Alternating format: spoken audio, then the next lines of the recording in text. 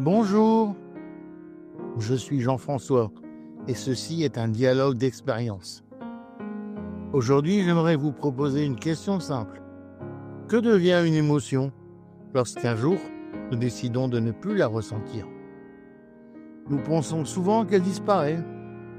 Nous nous disons c'est du passé. Mais est-ce vraiment le cas? Aujourd'hui, je vous propose de réfléchir avec moi à la manière dont les émotions non vécues peuvent influencer silencieusement notre vie, notre état intérieur, et parfois même la réalité dans laquelle nous vivons. Chaque jour, nous traversons une multitude d'émotions. Nous ressentons de la joie, de l'inspiration, de la curiosité, parfois même une véritable enthousiasme, une énergie intérieure qui nous porte. Et cela est parfaitement naturel. Lorsque quelque chose de positif arrive dans notre vie, nous laissons ces émotions exister. Nous partageons notre joie avec des amis. Nous racontons ces moments-là à nos proches. Nous repensons encore et encore à ces instants heureux. Parfois, ce sentiment de joie nous accompagne pendant quelques heures, et parfois même plusieurs jours. Nous ne cherchons pas à l'arrêter, nous ne cherchons pas à nous en débarrasser. Nous laissons simplement cette émotion vivre en nous. Et lorsqu'il s'agit d'émotions plus difficiles, l'histoire est souvent différente. Quand apparaissent la blessure, la peur, la déception, la culpabilité ou une douleur intérieure, notre premier réflexe est très souvent de vouloir nous en débarrasser le plus vite possible. Nous nous disons « n'y pense pas, ce n'est pas si grave, faut passer à autre chose, faut être fort ». Et peu à peu, nous apprenons à ne pas vivre certaines émotions jusqu'au bout. Nous les cachons. Mais les émotions ont une particularité. Une émotion est une énergie. Et l'énergie ne disparaît pas simplement. Lorsqu'une émotion est vécue pleinement, elle traverse notre corps et finit par se dissoudre naturellement. Mais lorsqu'elle est bloquée, elle reste en nous. Parfois pendant très longtemps. Avec le temps, ces émotions non vécues peuvent s'accumuler. Et elles commencent souvent à s'exprimer à travers le corps. Des épaules tendues, une mâchoire serrée, une boule dans la gorge, une pression dans la poitrine, des tensions dans le ventre, comme si le corps gardait la mémoire de quelque chose qui n'a jamais pu être exprimé. Parfois, une personne vit avec ces tensions pendant des années, sans vraiment comprendre d'où elles viennent. Mais le corps, lui, n'oublie rien, et il ne connaît pas le mot « oublier ». Pour le corps, ce qui n'est pas terminé continue d'exister. Qu'il s'agisse d'un événement d'hier ou d'il y a 20 ans, la différence est parfois minime. Imaginez une rivière. Lorsque l'eau circule librement, elle reste claire, vivante, fluide. Mais si un obstacle apparaît sur son chemin, l'eau commence à stagner, la pression augmente, l'eau devient trouble. Quelque chose de semblable peut se produire à l'intérieur de nous.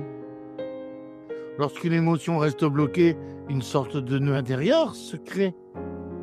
L'énergie circule moins librement. Et peu à peu apparaissent la fatigue, l'irritation, la tension ou l'anxiété. Une blessure émotionnelle non vécue peut se transformer avec le temps en froideur. Une colère retenue peut devenir une irritation permanente. Une peur ancienne peut se transformer en anxiété diffuse. Et la culpabilité peut donner l'impression de devoir constamment quelque chose aux autres. Et voici quelque chose que je vous invite à observer. Si certaines situations se répètent dans votre vie, si vous rencontrez encore et encore le même type de conflit, les mêmes blessures, les mêmes sentiments d'impuissance, ce n'est pas toujours un hasard. Ce n'est pas simplement le caractère, mais ce n'est pas seulement la chance. Très souvent, il s'agit d'une émotion ancienne qui demande encore votre attention. Non pas pour vous faire souffrir, mais simplement pour être enfin reconnu. Beaucoup de personnes essaient de résoudre cela uniquement par la parole. Parler peut aider, bien sûr. Un psychologue, un thérapeute, un ami bienveillant, peuvent offrir du soutien et de la compréhension. Mais parfois, les mots ne suffisent pas, car comprendre une émotion ne signifie pas forcément la vivre. On peut connaître parfaitement l'origine d'une blessure, savoir l'expliquer, l'analyser, et pourtant ressentir encore la même lourdeur à l'intérieur. Parce que la compréhension se trouve dans l'esprit, et l'émotion, elle, vit aussi dans le corps. C'est pourquoi de nombreuses approches aujourd'hui travaillent avec le corps et l'attention intérieure. À travers certaines méditations ou pratiques de présence, il devient possible de revenir doucement vers l'émotion qui a été autrefois bloquée. Non pas pour revivre la souffrance, mais pour lui permettre enfin de se terminer. Dans ces moments, une personne peut ressentir à nouveau la tristesse, la peur ou la blessure ancienne. Mais cette fois-ci, cela se passe dans un espace sécurisé avec une conscience différente. Et peu à peu, l'émotion peut se libérer. Parfois à travers la respiration, parfois à travers une profonde détente du corps, parfois à travers les larmes. Et tout cela est parfaitement naturel. Lorsqu'une émotion est vécue jusqu'au bout, elle cesse de nous retenir. Elle ne dirige plus nos réactions. Elle devient simplement une partie de notre histoire. Et alors quelque chose change, le corps se détend. L'esprit s'apaise. Et l'énergie recommence à circuler librement. Mais il y a encore une chose importante. Le véritable piège n'est pas l'émotion elle-même. C'est la honte de la ressentir. Je suis blessé, donc je suis faible.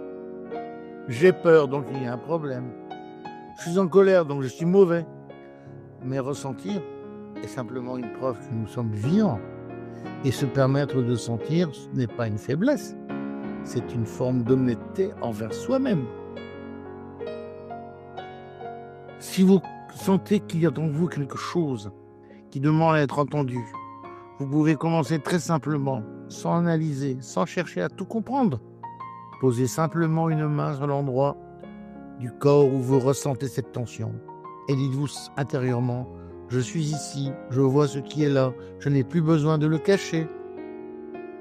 Très bientôt, sur cette chaîne, je partagerai une première pratique de méditation, une pratique qui m'a personnellement aidé à me libérer d'une profonde blessure intérieure. Et peut-être qu'elle pourra aussi vous accompagner.